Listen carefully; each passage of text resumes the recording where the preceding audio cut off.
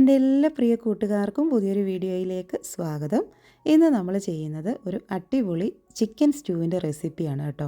വളരെ എളുപ്പത്തിൽ ചെയ്യാൻ പറ്റും, നല്ല ടേസ്റ്റാണ്.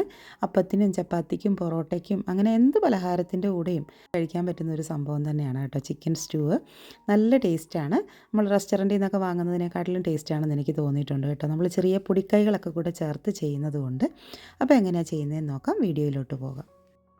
ഒരു പാൻ ചൂടായി വരുമ്പോൾ നമുക്കതിലേക്ക് 3 ടേബിൾ സ്പൂൺ വെളിച്ചെണ്ണ ഒഴിച്ചു കൊടുക്കാം.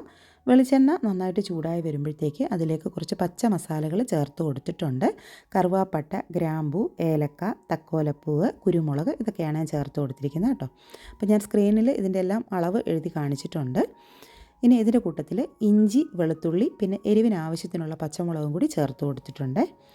ഇത് എല്ലാം കൂടി നന്നായിട്ടൊന്ന് മുരിഞ്ഞ് വരുമ്പോഴത്തേക്ക് നമുക്കിതിലേക്ക് ഒരു മീഡിയം സൈസ് സവാള ചെറുതായിട്ട് അരിഞ്ഞിട്ട് ചേർത്ത് കൊടുത്തിട്ടുണ്ട്.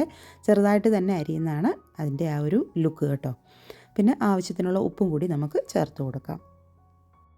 ഇതെല്ലാം കൂടി ഒന്ന് വഴന്ന് വന്നാൽ നമ്മളിതിലേക്ക് 1 കിലോ ചിക്കൻ കഴുകി വൃത്തിയാക്കി നല്ല ചെറിയ ചെറിയ പീസുകളാക്കിയിട്ട് എല്ലോട് കൂടിയിട്ട് തന്നെയാണ് കേട്ടോ ഒക്കെ ചേർത്ത് കൊടുക്കാം. ഇനി ഇത് നന്നായിട്ടൊന്ന് ഇളക്കി കൊടുക്കണം. ഇതെങ്ങനെയാണ് ഇളക്കി കൊടുക്കേണ്ടതെന്ന് വെച്ചാൽ നമ്മുടെ ഈ ചിക്കൻ്റെ കളറൊന്ന് മാറി ഒരു വെള്ള കളറാവുന്നത് വരെ ഇളക്കി കൊടുക്കണം.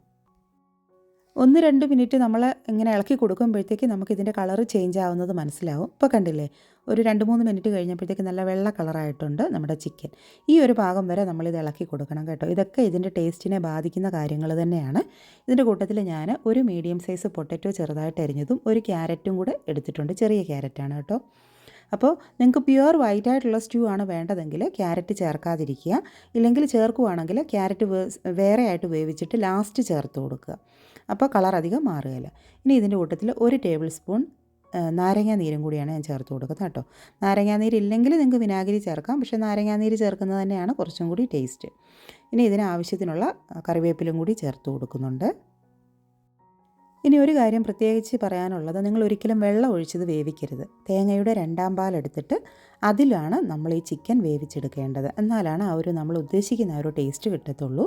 അപ്പോൾ ഒരിക്കലും നിങ്ങൾ വെള്ളത്തിൽ ചിക്കൻ വേവിച്ചിട്ട് ലാസ്റ്റ് തേങ്ങാപ്പാൽ ഒഴിക്കാമെന്ന് വിചാരിച്ചാൽ അതിൻ്റെ ടേസ്റ്റ് കുറച്ച് മാറ്റം ഉണ്ടാവും.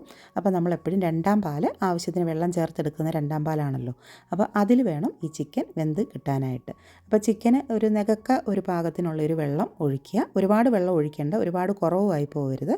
എന്നിട്ട് നമുക്ക് ആവശ്യത്തിന് ഉപ്പും ചേർത്ത് അടച്ച് വെച്ച് വേവിച്ചെടുക്കാം. അപ്പോൾ നന്നായിട്ട് ഇത് തിളച്ച് വന്ന് കഴിയുമ്പോഴത്തേക്ക് നമുക്കിതൊന്ന് ഇളക്കി കൊടുത്ത് നോക്കണം.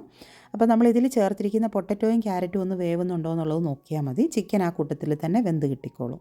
അപ്പോൾ നമ്മളൊരു പൊട്ടറ്റോയിൻ്റെ പീസ് എടുത്ത് ഒന്ന് ഞെക്കി നോക്കിക്കഴിഞ്ഞാൽ നമുക്കറിയാൻ പറ്റും എത്രത്തോളം വേവായി എന്നുള്ളത്. അപ്പോൾ ഇത് കണ്ടില്ലേ, ഇതിപ്പോൾ ആവശ്യത്തിന് വെന്തിട്ടുണ്ട്. കണ്ടോ, നന്നായിട്ടൊന്ന് പൊടിഞ്ഞ് കിട്ടുന്ന ആ ഒരു പാകത്തിൽ മാത്രം മതി. ഒരുപാട് വെന്ത് ഉടഞ്ഞു പോകുന്ന പാകത്തിൽ നിങ്ങൾ വേവിച്ചെടുക്കരുത്.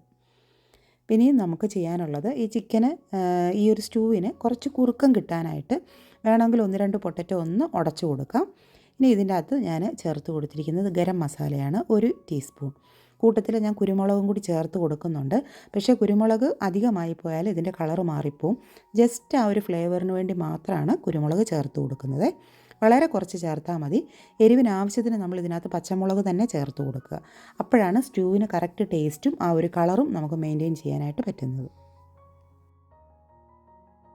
ഒരു 2-3 മിനിറ്റും കൂടി ഒന്ന് അടച്ച് വെച്ച് നന്നായിട്ടൊന്ന് വേവിക്കുമ്പോഴത്തേക്ക് എല്ലാം പാകത്തിന് വെന്തിട്ടുണ്ടാവും. പൊട്ടറ്റോയും ക്യാരറ്റും ചിക്കനും എല്ലാം കറക്റ്റ് വേവായിട്ടുണ്ടായിട്ടുണ്ടാവും. അപ്പോൾ ഒന്നും കൂടി ഒന്ന് ഇളക്കി കൊടുത്തതിന് ശേഷം നമുക്കിതിലേക്ക് തേങ്ങയുടെ 1ാം പാൽ, നല്ല കട്ടിക്കുള്ള തേങ്ങാപ്പാലാണ്, അപ്പോൾ അതും കൂടി ചേർത്ത് നന്നായിട്ടൊന്ന് ഇളക്കിയിട്ട് നമുക്ക് അടച്ച് വയ്ക്കാം. ഒരുപാട് തിളപ്പിക്കാനോ ഒന്നും പാടില്ല. ഇത് ഒഴിച്ചു കഴിഞ്ഞാൽ ആ ഒരു ചൂടിൽ ഈ തേങ്ങാപ്പാൽ സെറ്റായിക്കോളും. അപ്പോൾ 1ാം പാൽ ഒഴിച്ചതിന് ശേഷം നമ്മൾ ഫ്ലെയിം അങ്ങ് ഓഫ് ചെയ്ത് കൊടുക്കുക. തേങ്ങാപ്പാൽ ഒഴിച്ചിട്ട് നന്നായിട്ടൊന്ന് ഇളക്കി കൊടുത്തതിന് ശേഷം നമ്മളിതൊന്ന് അടച്ച് വെക്കുന്നുണ്ട്. അടച്ച് വെച്ച് കഴിഞ്ഞാൽ ഒരു 5 മിനിറ്റ് നേരത്തേക്ക് തുറക്കാൻ പാടില്ല കേട്ടോ. അപ്പോഴാണ് ആ ഒരു ചൂടിൽ തേങ്ങാപ്പാലൊക്കെ നന്നായിട്ട് കമ്പൈൻ ചെയ്ത് അതിൻ്റെ ആ പച്ച ടേസ്റ്റൊക്കെ മാറി നല്ല രീതിയിൽ നല്ല രുചിയായിട്ട് വരത്തുള്ളൂ. അപ്പോൾ ഈ അടച്ച് വെക്കുന്ന 5 മിനിറ്റ് കൊണ്ട് നമ്മൾ ഇതിനകത്തേക്ക് കുറച്ച് പൊടിക്കൈകൾ ചേർക്കുന്നുണ്ട്. നല്ല ടേസ്റ്റ് കിട്ടാൻ വേണ്ടിയിട്ടുള്ളതാണ് കേട്ടോ. അപ്പം നെയ്യിൽ കുറച്ച് കാഷ്യൂസ് വറുത്ത് ചേർക്കുക. അതായത് നമ്മുടെ കശുവണ്ടി പരിപ്പ് ഒന്ന് വറുത്ത് ചേർക്കുക. നെയ്യിൽ തന്നെ വറുത്ത് ചേർക്കുകയാണെങ്കിൽ നല്ല ടേസ്റ്റാണ് കേട്ടോ. നെയ്യ് ഉപയോഗിക്കാത്തവർ മാത്രമാണെങ്കിൽ നിങ്ങൾ വെളിച്ചെണ്ണയിൽ ചേർക്കാം. കൂട്ടത്തിൽ നെയ്യിൽ തന്നെ കുറച്ച് ചുവന്നുള്ളി നല്ല മുരിയ വറക്കണം.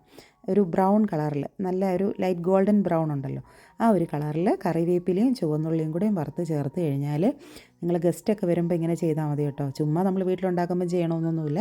ഗസ്റ്റൊക്കെ വരുമ്പോൾ ഇങ്ങനെ വറുത്ത് ചേർത്തിട്ട് അതങ്ങനെ അടച്ചു വെക്കണം കേട്ടോ. അപ്പോൾ കുറച്ച് കഴിഞ്ഞിട്ട് നമ്മളിത് തുറക്കാൻ പാടുള്ളൂ. നല്ല സൂപ്പർ ടേസ്റ്റ് എന്ന് പറഞ്ഞാൽ ഒരു അടിപൊളി ടേസ്റ്റ് തന്നെയാണ് കേട്ടോ. നല്ലൊരു മണവുമാണ്. അപ്പോൾ ഇതുപോലെ ട്രൈ ചെയ്ത് നോക്കിയിട്ടില്ലാത്തവർ മസ്റ്റായിട്ട് ട്രൈ ചെയ്യേണ്ട ഒരു റെസിപ്പിയാണ് കേട്ടോ. വളരെ എളുപ്പത്തിൽ കഴിഞ്ഞില്ലേ. അപ്പോൾ ഏത് പലഹാരത്തിൻ്റെ കൂടെയും നല്ല കോമ്പിനേഷനാണ്. അപ്പോൾ ഈ വീഡിയോ ഇഷ്ടപ്പെട്ടെന്ന് വിശ്വസിക്കുന്നു. അപ്പോൾ ഇഷ്ടപ്പെട്ടെങ്കിൽ ലൈക്ക് ചെയ്യാനും ഷെയർ ചെയ്യാനും സബ്സ്ക്രൈബ് ചെയ്യാതെ കാണുന്നവർ സബ്സ്ക്രൈബ് ചെയ്യാനും മറക്കല്ലേ. അടുത്ത വീഡിയോയിലൂടെ വീണ്ടും കാണാം. താങ്ക്